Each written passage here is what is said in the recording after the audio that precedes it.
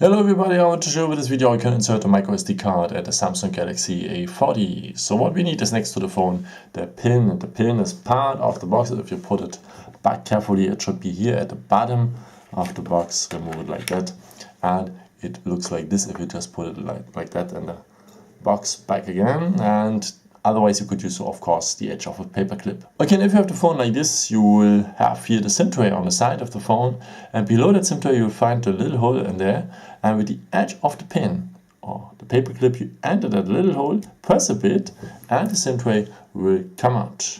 And the part of the SIM tray is also to extend the storage. So anyhow, if you have one SIM or two SIMs, you're able to extend the memory with a microSD card, so it has to look like that then. And the contacts are below. So in that construction you put back into the phone. And that's it. Yeah, I hope I could help you with this video and answer a question. And maybe if you want, you can leave me a nice comment or give me some thumbs up. It would be very, very helpful for my videos. Thank you so much for. And yeah, I've created also some other videos. If you're interested in them, just subscribe me. Would be a pleasure to see you again. And maybe until next time. Ciao.